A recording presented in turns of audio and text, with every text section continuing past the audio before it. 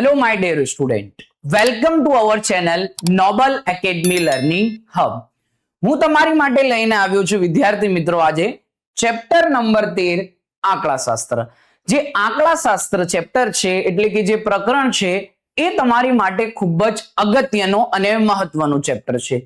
કારણ કે આ ચેપ્ટરનું જે ગુણભાર છે એ તમારી બોર્ડ પરીક્ષા માટે બીજા ચેપ્ટરની સરખામણી કરતા સૌથી વધારે ગુણભાર ધરાવે છે આ ચેપ્ટર, અને ગણિત બેઝિક માટે આ ચેપ્ટર ખૂબ જ મહત્વનું છે.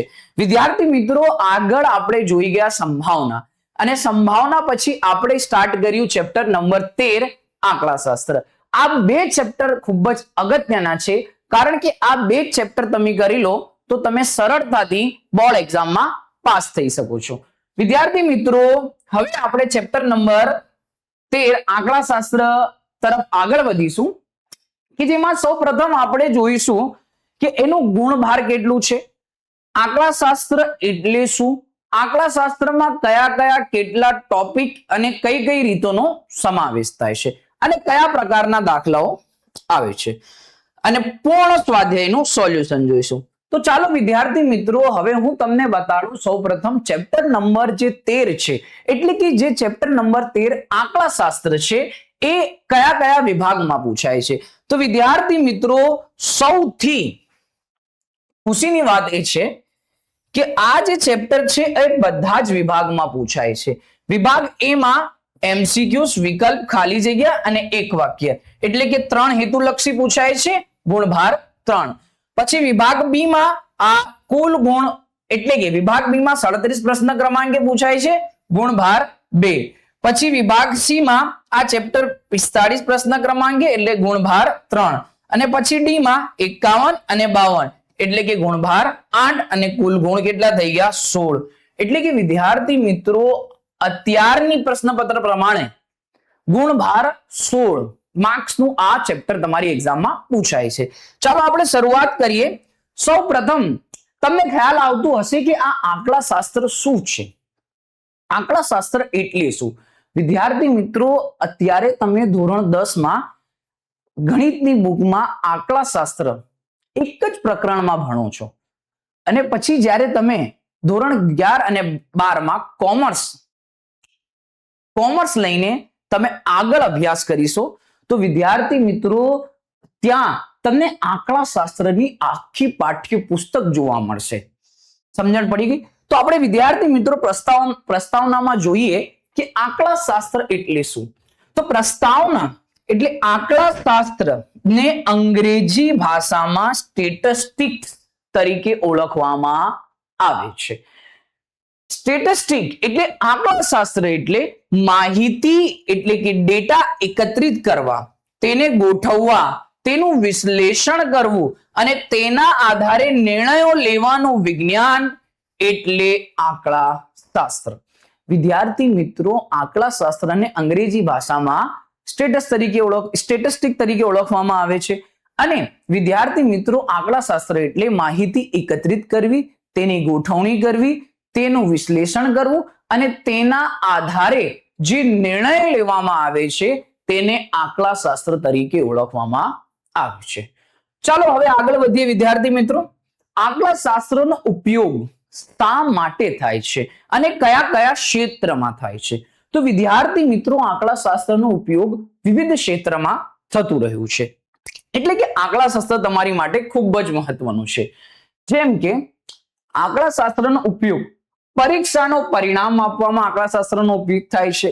અત્યારે જે ચાલી રહી છે વસ્તી ગણતરીમાં, વેપારમાં, રમતગમતના રેકોર્ડમાં, સર્વેક્ષણમાં, એટલે કે બધા જ ક્ષેત્રમાં આંકડાશાસ્ત્રનો ઉપયોગ શક્ય બન્યું છે. વિદ્યાર્થી મિત્રો, આંકડાશાસ્ત્ર એ તમારી જીવનમાં, એટલે કે જેટલી પણ ચીજ વસ્તુઓનો જે હિસાબ કિતાબ રાખવામાં આવે છે વિદ્યાર્થી મિત્રો, ત્યાં આંકડાશાસ્ત્રનો ખૂબ જ મહત્વ છે. સમજણ પડી ગઈ? તો આંકડાશાસ્ત્રમાં કોઈ પણ ક્ષેત્રની કે કોઈ પણ વસ્તુની જે ચાલી રહ્યું હોય તેની માહિતી એકત્રિત કરવી, તેની ગોઠવણી કરવી, તેનું વિશ્લેષણ કરવું અને તેના આધારે જે નિર્ણયો લેવામાં આવે છે તેને આંકડાશાસ્ત્ર એટલે કે સ્ટેટિસ્ટિક તરીકે ઓળખવામાં આવે છે. ચાલો હવે આગળ વધીએ કે આંકડા શાસ્ત્રમાં કઈ કઈ રીતોનો સમાવેશ થાય છે. તો વિદ્યાર્થી મિત્રો, મધ્યવર્તી સ્થિતિના માનના માપો. આ મધ્યવર્તી સ્થિતિના માનના માપોમાં 3 માપનું ખૂબ જ મહત્વનું છે, જે તમારે ધોરણ 10 માં આંકડા શાસ્ત્રમાં ભણવાનું છે. સૌપ્રથમ વિદ્યાર્થી મિત્રો, x બાર એટલે કે મધ્યક, મધ્યસ્થ ને m તરીકે ઓળખશું, અને બહુલક એટલે કે z. આ 3 રીતો આપણે આ પ્રકરણમાં ભણીશું. મધ્યક, મધ્યસ્થ અને બહુલક. મધ્યકને x બાર વડે, મધ્યસ્થને m વડે અને બહુલકને z વડે દર્શાવવામાં આવે છે. વિદ્યાર્થી મિત્રો, આપણે જે માહિતી એકત્રિત કરીએ છીએ, આંકડા શાસ્ત્રમાં આપણે જે માહિતી એકત્રિત કરીએ છીએ તેના 2 પ્રકાર છે. નંબર 1 વર્ગીકૃત માહિતી, કે જે માહિતીમાં તમને વર્ગ, આવૃત્તિ એટલે કે આવું કોષ્ટક આપેલું હોય, જે કોષ્ટકમાં દર્શાવવામાં આવે. અને અવર્ગીકૃત માહિતી, માહિતીનો બીજો પ્રકાર, જે માહિતી તમને આ લાઈન સ્વરૂપે આપેલી હોય, જેમાં કોષ્ટકનો ઉપયોગ કરવામાં આવતું નથી. ઉદાહરણ તરીકે 2, 4, 6, 8, 10, 12. સમજણ પડી ગઈ વિદ્યાર્થી મિત્રો? મધ્યવર્તી સ્થિતિના માનના માપો 3 છે, જે આપણે અહીંયા ભણવાનું છે આ પ્રકરણમાં. મધ્યક, મધ્યસ્થ અને બહુલક. વિદ્યાર્થી મિત્રો, આમાં માહિતીના 2 પ્રકાર છે: વર્ગીકૃત માહિતી, અવર્ગીકૃત એટલે કોષ્ટક વાળી અને કોષ્ટક વગરની. ચાલો હવે આગળ વધીશું. નંબર 1 મધ્યક. તો વિદ્યાર્થી મિત્રો, મધ્યક એટલે શું? તો મધ્યકને વિદ્યાર્થી મિત્રો સરેરાશ તરીકે પણ ઓળખવામાં આવે છે. એટલે કે કોઈ પણ અવર્ગીકૃત માહિતી હું તમને બતાડું વિદ્યાર્થી મિત્રો. સરેરાશ, અવર્ગીકૃત માહિતી. તો વિદ્યાર્થી મિત્રો, મેં તમને આગળ જ કીધું કે અવર્ગીકૃત માહિતી દાખલા તરીકે 2, 3, 5 અને 6 આ જે લાઈન સ્વરૂપે માહિતી આપેલી છે, એમાં કોષ્ટકનો ઉપયોગ થયો નથી. આને વિદ્યાર્થી મિત્રો, આ માહિતીનું મધ્યક શોધવાનું છે. તો આ માહિતીનું મધ્યક શોધવાનું સૂત્ર છે x બાર બરાબર સિગ્મા xi ભાગ્યા સિગ્મા fi, જ્યાં સિગ્મા xi નો મતલબ શું થાય છે, એનો અર્થ શું થાય છે? વિદ્યાર્થી મિત્રો, એનો મતલબ થાય છે કુલ અવલોકનનો સરવાળો. હવે વિદ્યાર્થી મિત્રો, અહીંયા જે xi છે ને, xi બરાબર અવલોકન થાય છે. અને વિદ્યાર્થી મિત્રો, આ જે નિશાની છે એને સિગ્મા તરીકે ઓળખવામાં આવે છે. સિગ્મા એટલે કુલ. અહીંયા કુલ એટલે કે કુલ કરવા માટે શું કરવાળો પડે? સરવાળો તમને કરવું જ પડે. તો સિગ્મા xi એટલે અવલોકનનો સરવાળો. પછી અહીંયા સિગ્મા fi. વિદ્યાર્થી મિત્રો, સિગ્માનો મતલબ શું થયું? મીનિંગ, અર્થ શું થયું? કુલ. અહીંયા fi એટલે શું થાય? તો વિદ્યાર્થી મિત્રો, અહીંયા fi એ આવૃત્તિ છે. એટલે કે આવૃત્તિને fi તરીકે ઓળખવામાં આવે છે, જેને અંગ્રેજીમાં ફ્રીક્વન્સી કહેવામાં આવે છે. અવલોકન. તો અહીંયા fi એટલે વિદ્યાર્થી મિત્રો શું થઈ ગયું? આવૃત્તિ. ને અહીંયા સિગ્મા એટલે કુલ આવૃત્તિ. એવી રીતે પણ કહી શકાય. પરંતુ વિદ્યાર્થી મિત્રો, અહીંયા સિગ્મા fi ને કુલ અવલોકનની સંખ્યા તરીકે ઓળખવામાં આવે છે. એટલે કે કુલ અવલોકનનો સરવાળો ભાગ્યા કુલ અવલોકનની સંખ્યા. સમજણ પડી ગઈ? હવે વિદ્યાર્થી મિત્રો, વર્ગીકૃત માહિતીમાં મધ્યક શોધવાની કેટલી રીતો છે? અહીંયા અવર્ગીકૃત માહિતીમાં તો એક જ રીત છે કે કુલ અવલોકનનો સરવાળો ભાગ્યા કુલ અવલોકન. એટલે કે x બાર બરાબર સિગ્મા xi ભાગ્યા n. અહીંયા n તરીકે પણ ઓળખવામાં આવે છે સિગ્મા fi ને. n એટલે કે કુલ અવલોકનની સંખ્યા. ઓકે, ચાલો હવે વર્ગીકૃત માહિતીમાં એટલે કે કોષ્ટકવાળી જે માહિતી હોય જેમાં વર્ગ આપેલું હોય વિદ્યાર્થી મિત્રો, તેમાં કેટલી રીતોનો ઉપયોગ થાય છે? તો વર્ગીકૃત માહિતી શોધવા માટે વિદ્યાર્થી મિત્રો 3 રીતનો ઉપયોગ થાય છે. સીધી રીતે મધ્યક, ધારેલ મધ્યકની રીત અને વિચલનની રીતે મધ્યક. વિચલનની રીતે મધ્યક. આમ 3 રીતોનો આપણે અહીંયા આ પ્રકરણમાં અભ્યાસ કરવાનો છે. ચાલો વિદ્યાર્થી મિત્રો હવે આગળ વધીશું. હવે થોડીક માહિતી આપેલી છે વર્ગ માટે કે વર્ગ લંબાઈ સરખી ના હોય ત્યારે દરેક વર્ગની મધ્ય કિંમત માટે સ્વતંત્ર ગણતરી કરવી જરૂરી છે. તો વિદ્યાર્થી મિત્રો આના પહેલા હું તમને થોડીક માહિતી આપી દઉં કે જે તમારો વર્ગ હોય વિદ્યાર્થી મિત્રો એ કેવો હોય?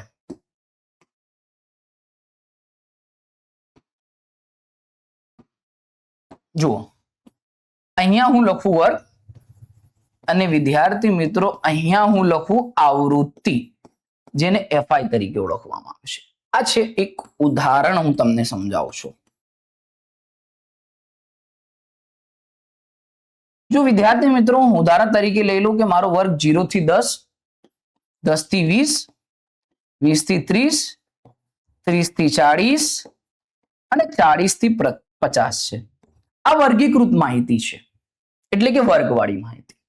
જે વર્ગવાળી માહિતી હોય એને વર્ગીકૃત માહિતી કહેવાય. અહીંયા ઉદાહરણ તરીકે આવૃત્તિ લઈ લો 1, 2, 1, 5 અને 5. હવે વિદ્યાર્થી મિત્રો તમે અહીંયા જે તમને જોવાય છે 0, 10, 20, 30, 40, એટલે કે આ જે પહેલી કોલમ તમને જોવા મળે છે, આ પહેલી લાઈન જે તમને જોવા મળે છે, એને વિદ્યાર્થી મિત્રો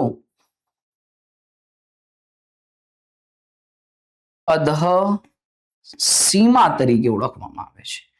હવે વિદ્યાર્થી મિત્રો આ તમને જે જોવા મળે છે 10, 20, 30, 40, 50, આને વિદ્યાર્થી મિત્રો ઉધ્વ સીમા બિંદુ એટલે કે ઉધ્વ સીમા તરીકે ઓળખવામાં આવે છે.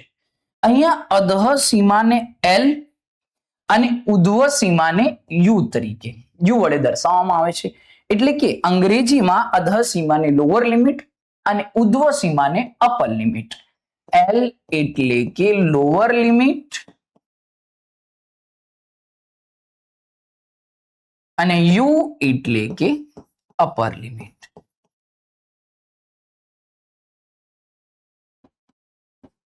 ઓકે, ચાલો તો આમાં વિદ્યાર્થી મિત્રો જે વર્ગ છે ને એને નીચે જે આવે ને એને H કહેવાય. H એટલે કે આપણી થઈ ગઈ વર્ગ લંબાઈ.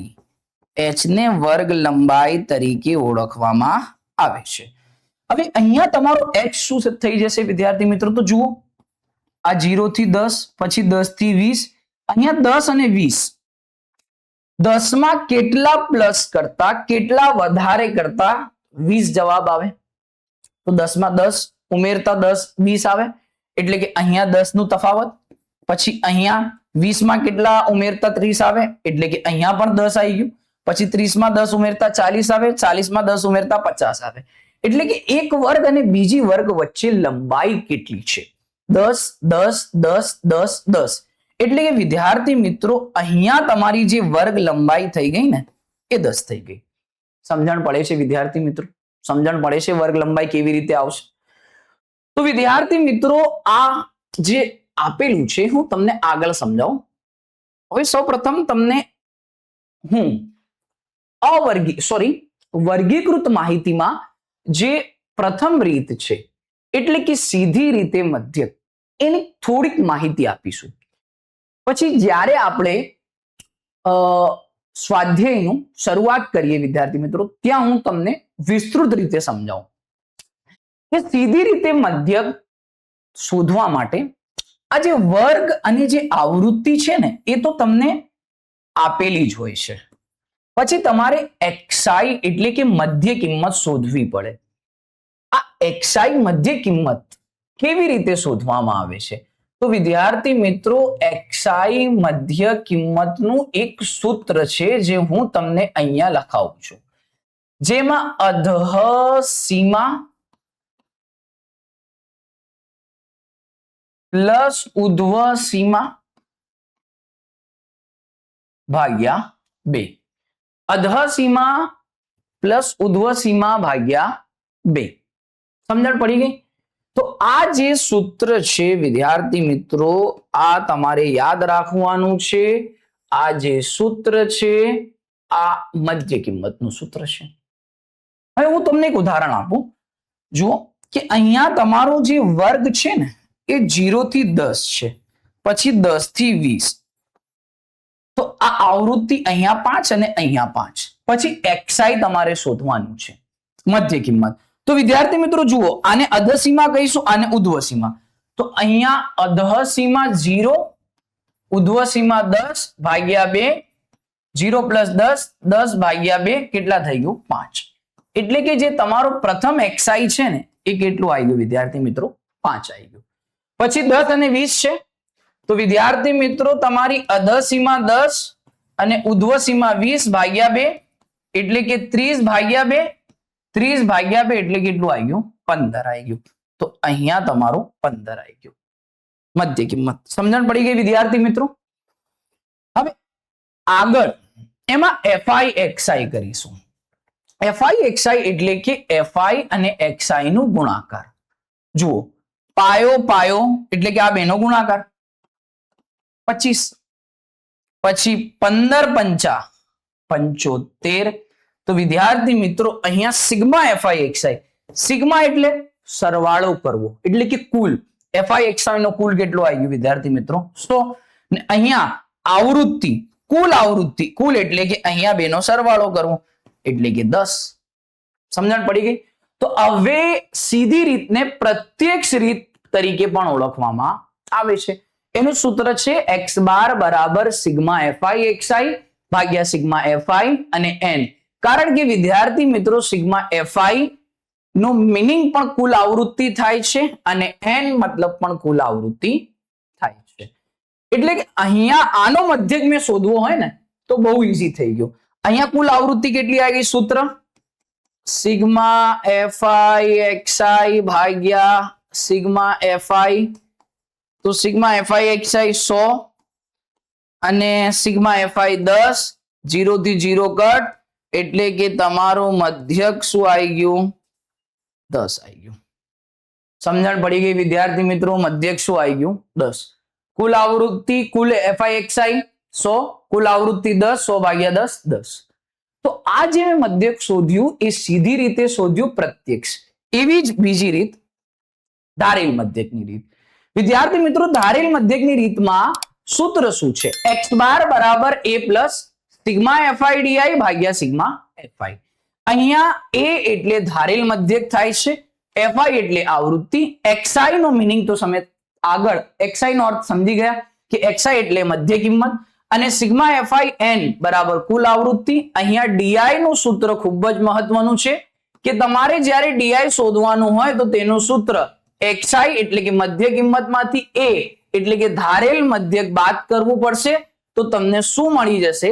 di મળી જશે. હવે ધારેલ મધ્યકની રીતમાં કોષ્ટક કેવી રીતે આવે છે? આ વર્ગ અને આવૃત્તિ તો વિદ્યાર્થી મિત્રો આપેલ હોય, પછી અહીંયા મધ્ય કિંમત અને પછી અહીંયા di અને fi અને di નો ગુણાકાર કરીશું તો fi di આવી જશે. આગળ આપણે એની વિસ્તૃત ચર્ચા કરીશું. હવે ત્રીજી રીત વિચલનની રીતે મધ્યક. અહીંયા 5 કોષ્ટક એટલે કે કોષ્ટક છે એમાં 5 તમારે કોલમ બનાવવી પડશે, 5 હરોળ બનાવવી પડશે. જેમાં પ્રથમ વર્ગ, અહીંયા સૂત્ર પહેલા તો વિચલનની રીતનો x બાર બરાબર a plus sigma fi ui ભાગ્યા સિગ્મા fi ગુણ્યા h. વિદ્યાર્થી મિત્રો h બરાબર શું થાય? આપણે આગળ સમજી ગયા, વર્ગ લંબાઈ થાય. સિગ્મા fi એટલે શું થાય? કુલ આવૃત્તિ થાય. શું થાય? કુલ આવૃત્તિ થાય. અને એ શું છે? એ એટલે વિદ્યાર્થી મિત્રો આગળ આપણે ભણી ગયા ધારેલ મધ્યક છે. ઓકે, તો અહીંયા વર્ગ પછી આવૃત્તિ, આ બે તો આપેલી જ હોય. xi તો શોધવાનું જ હોય, બધામાં શોધવાનું છે xi. અહીંયા શું ચેન્જ થાય છે? અહીંયા યુઆઈ નું સૂત્ર છે યુઆઈ બરાબર xi માઇનસ a ભાગ્યા h. પછી fi અને યુઆઈ નો શું કરવાનું વિદ્યાર્થી મિત્રો? ગુણાકાર, અને આ બધાનો આવૃત્તિ અને fi યુઆઈ નો સરવાળો. પછી આ સૂત્રનો ઉપયોગ કરી તમારે શું શોધી શકો છો? મધ્યક. એટલે કે આપણે અહીંયા જોઈ ગયા કે વર્ગીકૃત માહિતી શોધવાની 3 રીતો છે. સીધી રીતે મધ્યક, ધારેલ મધ્યકની રીત, અને પદ વિચલનની રીતે મધ્યક. સમજણ પડી ગઈ વિદ્યાર્થી મિત્રો?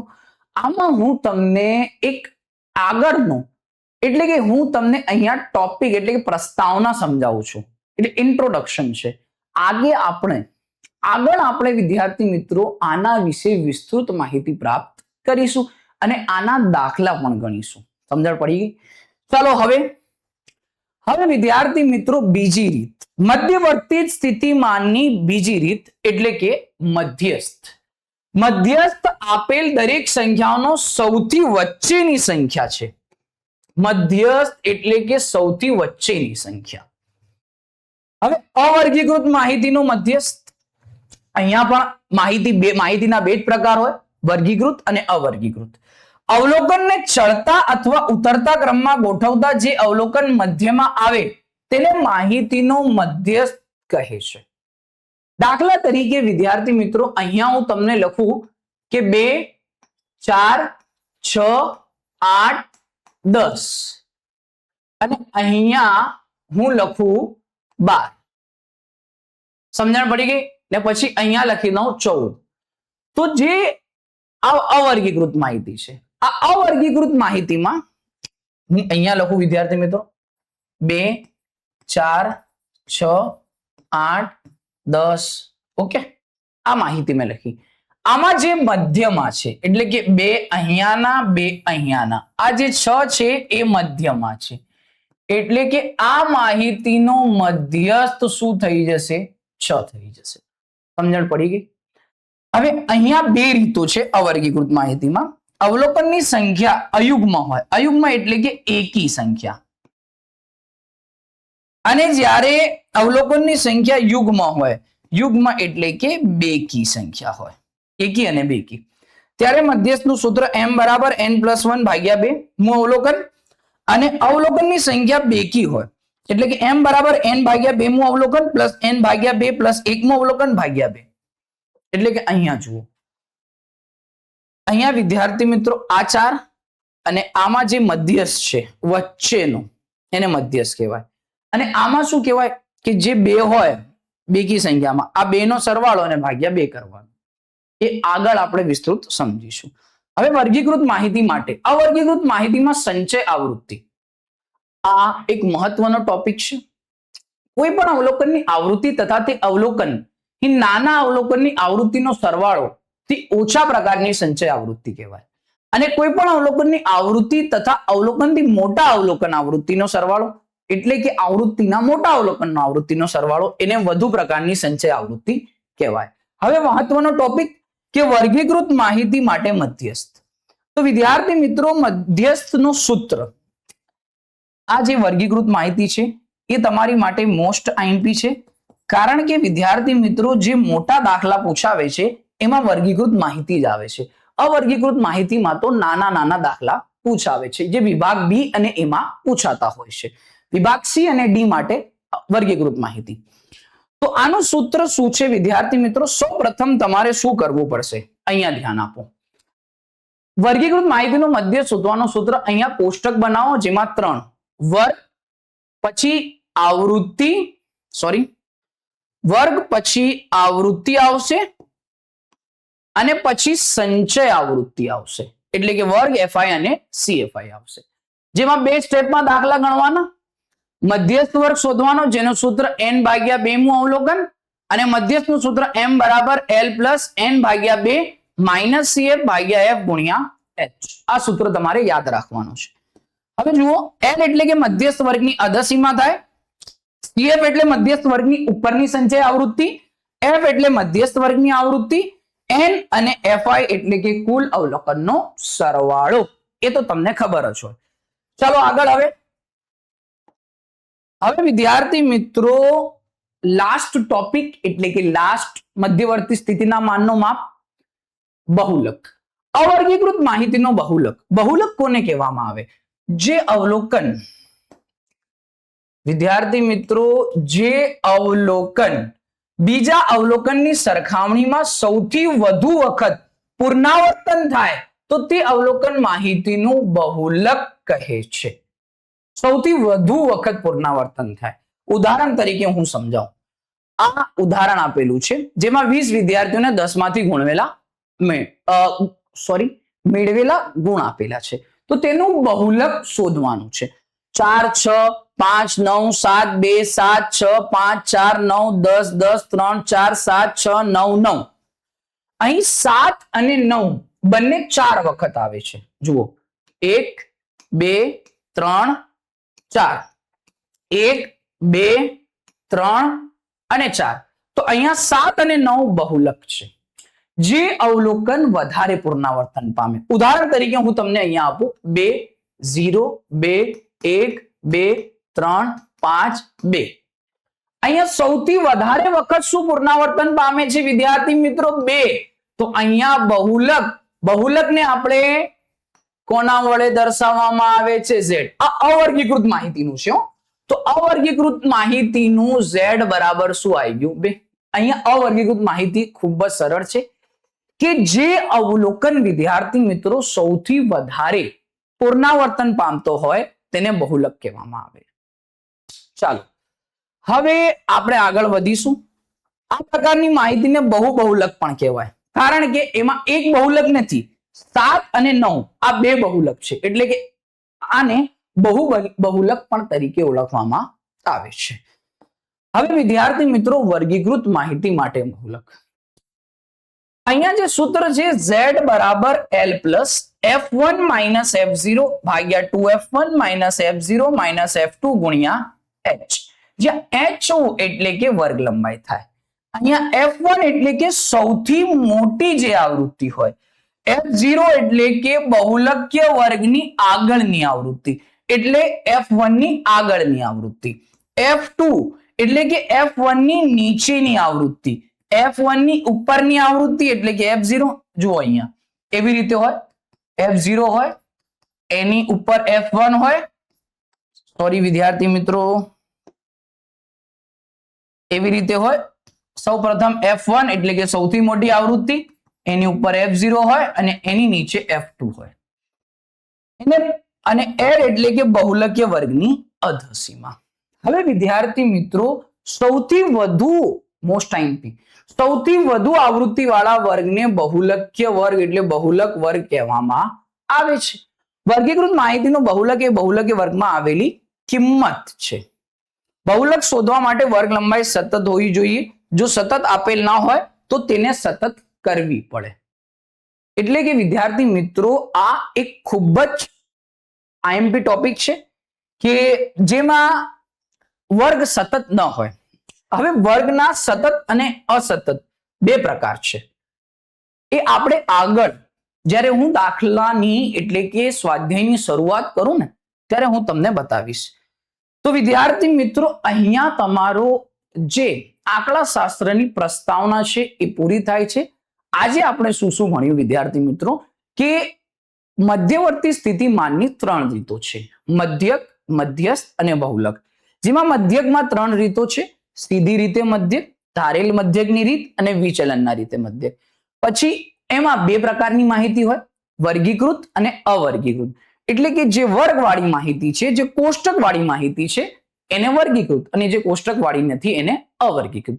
પછી આપણે મધ્યસ્થ અને લાસ્ટમાં આપણે શું ભણ્યું? બહુલક. સમજણ પડી ગઈ વિદ્યાર્થી મિત્રો? તો વિદ્યાર્થી મિત્રો, આવા જ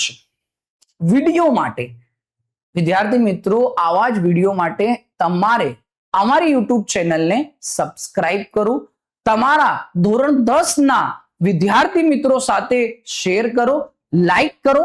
વિદ્યાર્થી મિત્રો, થેન્ક યુ. આગળ આપણે મળીશું સ્વાધ્યાય 13.1 સાથે. થેન્ક યુ વિદ્યાર્થી મિત્રો.